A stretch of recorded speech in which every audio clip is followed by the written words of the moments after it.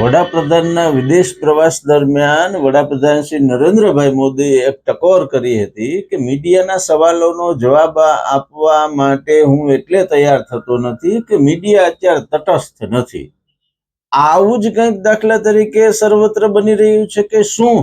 આવા સવાલો એટલા માટે થાય છે કે જગદીશ વિશ્વકર્માની રાજકોટ મુલાકાત દરમિયાન એમણે પક્ષના આગેવાનો કાર્યકરોની વચ્ચે એવું કહ્યું કે જે 5 લોકોની વચ્ચેની બેઠક હોય એની વાત બીજે દિવસે રાજકોટના છાપામાં કેવી રીતે આવી જાય છે? મીડિયાનો ઉપયોગ કેટલાક પક્ષના નેતાઓ જે છે એ શૂટર તરીકે કરી રહ્યા છે. કોઈ પણ વાત હોય એમાં મીડિયાની જે એક વિશ્વસનીયતા, તટસ્થતા જે તળિયે જઈ રહી છે એની પાછળનું કારણ કેટલાક ચોક્કસ મીડિયામાં અમુક લોકોને ટાર્ગેટ કરવામાં આવી રહ્યા છે. શું આવું ખરેખર બનતું હોય છે? આજના વિષયમાં જે આપણે ચર્ચા કરવી છે એમાં એક આ મુદ્દો પણ છે. બીજા ઘણા બધા સમાચાર છે. રાજકોટને ક્લીન રાજકોટ બનાવવા માટે સીપી સાહેબે જે રીતે ગુસ્સીટોકનું શસ્ત્ર વધુ એક ગેંગ સામે કર્યું છે, તો શિક્ષકોએ જે છે એ વિરોધ પ્રદર્શન કર્યો છે. મેયરના ગેરકાયદે બાંધકામ, પૂર્વ મેયરના, એ બાબતે જે છે એ પણ ઘણું જગદીશ વિશ્વકર્માની વાત સાથે સંમત જેવું છે. અને જે રીતે આઈજી નિર્લિપ્ત રાય દ્વારા પ્રેરણા નામનું એક જે છે એ કાઉન્સેલિંગ સેન્ટર ખોલવામાં આવ્યું છે, ખૂબ સારી બાબત છે. નમસ્કાર, ઇવનિંગ પોસ્ટ ન્યૂઝમાં હું છું આપની સાથે કુમાર.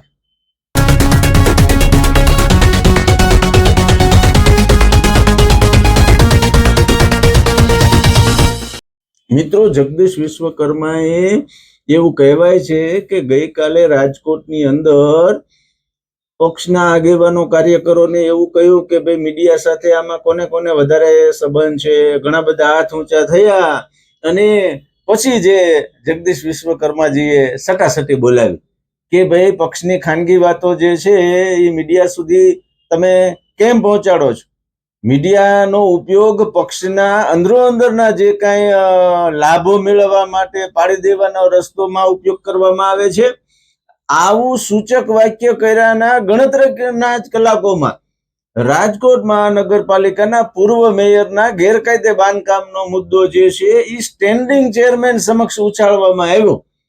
સ્ટેન્ડિંગ ચેરમેને કીધું કે ભાઈ આ મુદ્દો મારા ધ્યાને કોઈ મૂક્યો નથી, મને ખબર નથી. બોલો, આવા ભોળપણથી એને જવાબ આપ્યા.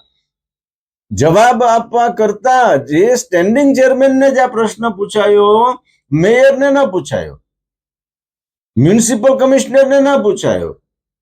ખરેખર જે આ મુદ્દો એટલા માટે ચગાવવામાં કદાચ આવ્યો હોય, જગદીશ વિશ્વકર્માજીની ટકોર કદાચ આ બાબતે જ હતી કે પક્ષના અંદરોઅંદરના જે કાંઈ તડા છે, વાંધા વચકા છે, એમાં મીડિયાનો ઉપયોગ કરવામાં આવે છે. આ બનાવમાં બાબતે પરેશ પીપળિયાએ શું કીધું એ સાંભળો પહેલા. પરેશભાઈ, પૂર્વ મેયરનું બાંધકામ વિવાદમાં હતું, કોર્પોરેશને અટકાવ્યું હતું, આજે ફરીથી બાંધકામ શરૂ થઈ ગયું ને પૂર્ણ થવાના આરે છે. શું કહો છો વકીલ? આપના માધ્યમથી મારા ધ્યાનમાં આવ્યું છે, એ વિષય મારા ધ્યાન પર નહોતો. જે તે વખતે બાંધકામ એમને અટકાવી દીધેલું હતું, પણ હવે હું ટીપી શાખામાંથી તપાસ કરીશ એની. પરેશભાઈ, એક તરફ હિંગળાજનગરમાં 20 દિવસ ખાલી કર્યું, કારણ કે એક તો ચોમાસું, બીજી બાજુ મેયરનું બાંધકામ, એટલે કે રાજકીય વોટ ધરાવતા હોય તો કોઈ પણ બાંધકામની ગ્રુપ એવું તો ના હોય. હિંગળાજનગર વાળું પણ અમે એની ડિટેલને મગાવી છે. હાલ પૂરતું એ પણ ઊભું રાખવાની વાત છે. મેયરવાળી વાત છે, પૂર્વ મેયરવાળી, એ મારા ધ્યાન પર નથી. ટીપી શાખામાં વાત કરીને હું એમની ડિટેલ્સ મગાવીશ.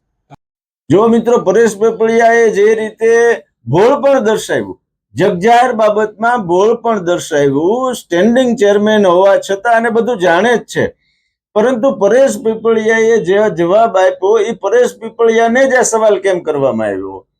અત્યારે રાજકારણની અંદર આ સમાચાર એટલા માટે મહત્વના બન્યા છે કે હજુ ગણતરીના કલાકો પહેલા જ પ્રદેશ પ્રમુખ વિશ્વકર્માજીએ કીધું કે મીડિયા સાથે સારા સંબંધો રાખીને પોતાનું કામ આવી રીતે પણ અમુક આગેવાનો કાર્યકરો કરી રહ્યા છે.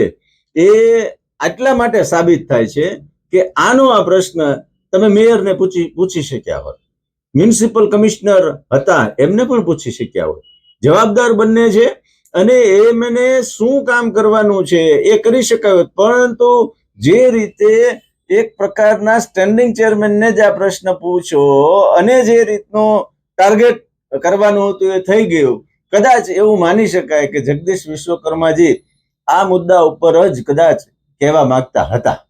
બહુ મોટી વાત છે અને આમાં જો આવું બનતું હોય, મીડિયા દ્વારા આવું કરાવવામાં આવતું હોય તો પણ એ ગંભીર બાબત છે, જે મીડિયા માટે પણ સારી કહી શકાય નહીં. જો આવી ઇન્વેસ્ટિગેશન સ્ટોરી ઉપર જવાનું હોય, પગલા ભરાવાના હોય, તો મીડિયાએ પણ જે છે આ વાત મેયર સમક્ષ પણ મૂકવી જોઈએ અને મ્યુનિસિપલ કમિશનરનું પણ વર્ઝન લેવું જોઈએ કે જેથી કરીને દૂધનું દૂધ અને પાણીનું પાણી કરી શકાય.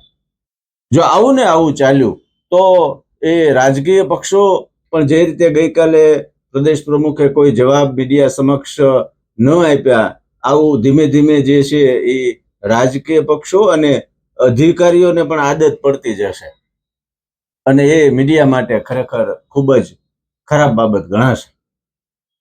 બીજી તરફ આઈજી નિર્લિપ્ત રાયે બહુ સરસ મજાનો એક પ્રેરણા પ્રોજેક્ટ લોન્ચ કરાયો છે. એસપી વિજયસિંહ ગુર્જર અને મનોવૈજ્ઞાનિક ભવનના જે કાંઈ અધિકારીઓ છે એમની સાથે એમણે સંકલન કરી જીવનથી જે લોકો હારેલા છે, થાકેલા છે, નાસીપાસ થઈ ગયા છે કે હવે જીવવું દુષ્કર થઈ ગયું છે, કોઈનો ત્રાસ છે અને કોઈ મદદ મળતી નથી અને માનસિક રીતે હારી ગયા છે, થાકી ગયા છે. આ માટે મનોવૈજ્ઞાનિક ભવનના જે કાંઈ સ્ટાફ છે એ આમાં મદદરૂપ થશે. બહુ સરસ, ખૂબ સરસ કહી શકાય એવા પ્રયાસ છે અને એ જેને કહી શકાય કે લોકોને ખૂબ ઉપયોગી થશે.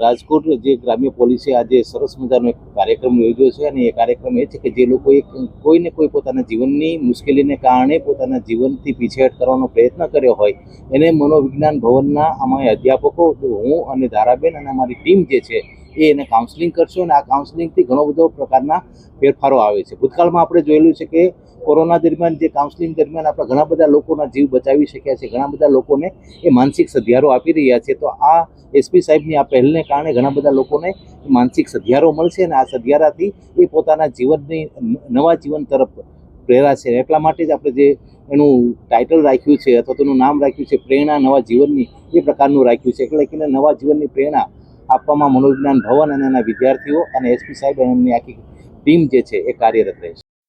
પ્રેરણા પ્રોજેક્ટ બહુ સરસ છે. પોલીસ તંત્ર દ્વારા ઘણા સમય પછી એમ કહી શકાય કે કંઈક પ્રજાલક્ષી જે ગેપ છે પ્રજા સાથેનો એ આનાથી ઓછો થશે અને વધુ પણ જે લોકો ત્રાસી ગયા છે અને એમનું કોઈ સાંભળતું નથી એવી જે ભાવના છે, પોલીસ ખરેખર એના માટે જ છે.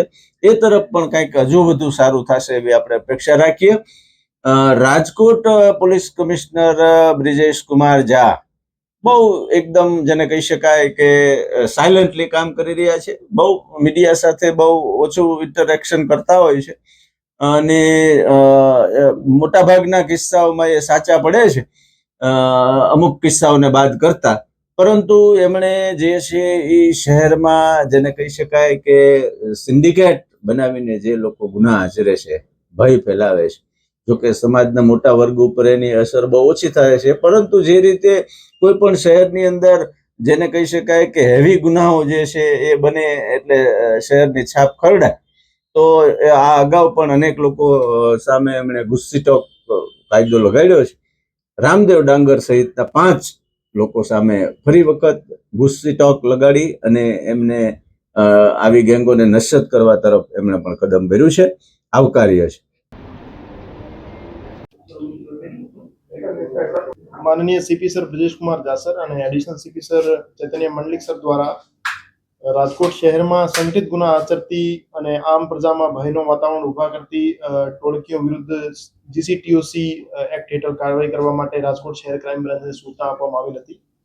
આ સૂચના અન્વયે માનનીય ક્રાઇમ એસીપી શ્રી ભરતવસિયા સાહેબના માર્ગદર્શન હેઠળ પીઆઈ શ્રી ગોંડલિયા સાહેબ, પીઆઈ શ્રી ડામોર સાહેબ અને પીઆઈ શ્રી જાદવ સાહેબ અને પીએસઆઈ શ્રી સીવી જાડેજા સાહેબની ટીમ દ્વારા રાજકોટ શહેર વિસ્તારમાં રામદેવ ડાંગર ગેંગના જે સભ્યો છે એ ખૂનની કોશિશ, સરકારી નોકર પર હુમલો, ઈજા, રાયોટિંગ અને ગેરકાયદેસર આર્મ્સ જેવા ગુના આચરતી હતી. એ ટોળકીને આઈડેન્ટિફાઈ કરી એના વિરુદ્ધ એક જીસીટીઓસી એક્ટ હેઠળ કાર્યવાહી કરી છે. 2016 થી 2025 દરમિયાન આ ટોળકી દ્વારા 24 જેવા ગંભીર ગુના આચરવામાં આવેલ હતા. એ પ્રાથમિક શિક્ષકો આજે જે છે એ કલેક્ટર કચેરીએ હલ્લાબોલ કરી દીધું. એમનું કહેવાનું એમ છે કે ભાઈ આ ટેટ જે છે એ સુપ્રીમ કોર્ટના આદેશથી જે છે હવે બઢતી મેળવવા અને નોકરી ચાલુ રાખવા માટે જરૂરી છે. આવો જે કંઈક એક ચુકાદો છે એનો અમલવારી થઈ રહી છે ત્યારે એમણે વિરોધ વ્યક્ત કર્યો છે. એમણે 2-3 મુદ્દાઓ મૂક્યા છે કે 2010 પહેલાના અને બાકાત રાખો સહિતની ઘણી બધી માંગણીઓ છે, પણ શિક્ષકોને જે રીતનું આજે આવી રીતે ઉતરવું પડે મેદાનમાં એ સારું તો ન કહેવાય. જે હોય તે, પણ આજે એમણે જે કઈ વિરોધ વ્યક્ત કર્યો છે, શું કહ્યું એ પણ સાંભળો.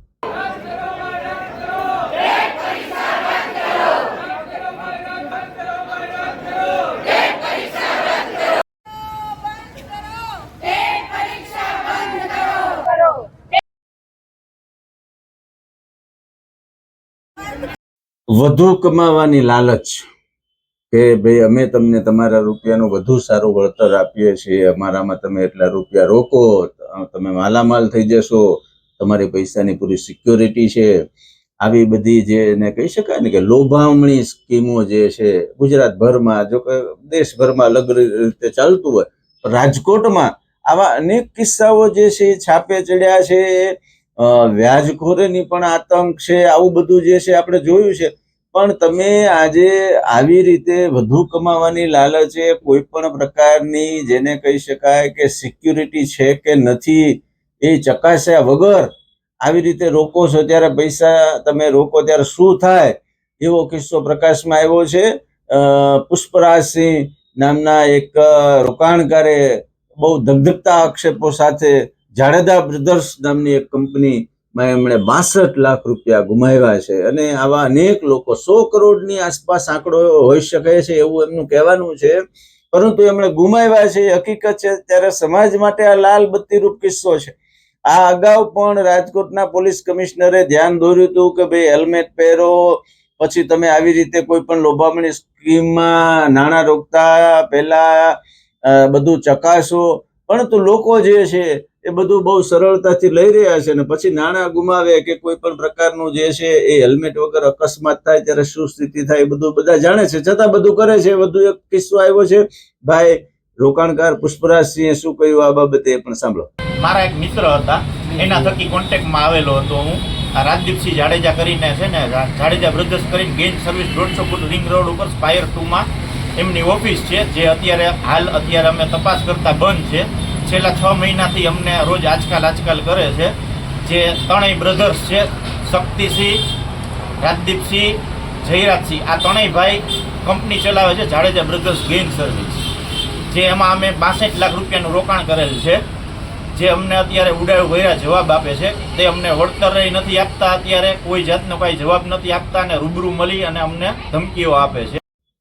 મિત્રો, આના ઉપરથી એટલું ચોક્કસ કહી શકાય કે જે કાંઈ વસ્તુ અત્યારે બની રહી છે એ ખરેખર કન્ફ્યુઝન વાળી છે. અલગ અલગ કિસ્સાઓ તમે જુઓ કે જેમાં જેતપુરના ખેડૂતોએ રેલી કાઢી, ગાંધીનગર પહોંચ્યા, ત્યાંથી અધવચ્ચેથી પાછા વળ્યા, હવે પાછા ફરી વખત એમને જે છે કોઈ પણ રાજકીય પક્ષોએ આવવાનું નથી, અમે જાતે કરશું સહિતની લડત ચલાવે છે. ગામમાં જ ઘણી વખત શું થાય કે છોકરું આંખમાં તેડ્યું હોય અને ગામમાં ગોતતા હોય, એના જેવું જ ખેડૂત આંદોલન માટે બીજા નેતાઓનો સહારો એ લોકો લઈ રહ્યા છે. ખરેખર એના ગામમાં જ જે છે ત્યાં પ્રશ્ન જે છે એમને ઉઠાવવો જોઈએ, પરંતુ આવા પણ કિસ્સાઓ બને છે. અને જે રીતે ડીજીપીએ આદેશ કર્યા છે અને પછી જે બન્યું છે એ બધું પણ બધા જાણે છે. એટલે આમ એક રીતે જોઈ શકાય છે કે ભાઈ કન્ફ્યુઝન થાય એવા દરરોજ નવા નવા કિસ્સાઓ બને છે. અને લોકોએ શું કરવું એ પણ થાય છે. અને કેટલીક સારી બાબતો છે કે ભાઈ જિલ્લા પોલીસ દ્વારા જે છે એ પ્રેરણા પ્રોજેક્ટ લોન્ચ કર્યો છે. સારી બાબતો એ બને છે. રાજકીય પક્ષો જે છે કે રાજકીય આગેવાનો છે એમણે મીડિયા સાથેનું દૂરી જે છે એ સૂચક રીતે વધારી છે. તે પણ એક જેને કહી શકાય કે ખતરનાક ટ્રેન્ડ ધીમે ધીમે બની રહ્યો છે. બરાબર, આવા અનેક વસ્તુ જે છે એ આપણે જોઈ રહ્યા છીએ. ત્યારે તટસ્થ મીડિયા, સ્વતંત્ર મીડિયામાં કામ કરતા લોકો જે છે એના માટે પણ જે છે એ થોડુંક અલગ રીતે સમાજ વિચારે તો સારી બાબત છે. બધા જે છે એ ડાયરી વાળા હોતા નથી એવું પણ જે છે એ અમુક મીડિયા જગતમાં ચર્ચાય છે. ઇવનિંગ પોસ્ટ ન્યૂઝમાં આજે આટલું જ. જો આપને અમારો આ પ્રયાસ ગમ્યો હોય તો ઇવનિંગ પોસ્ટ ન્યૂઝને લાઈક કરો, શેર કરો, સબસ્ક્રાઇબ કરજો. આભાર.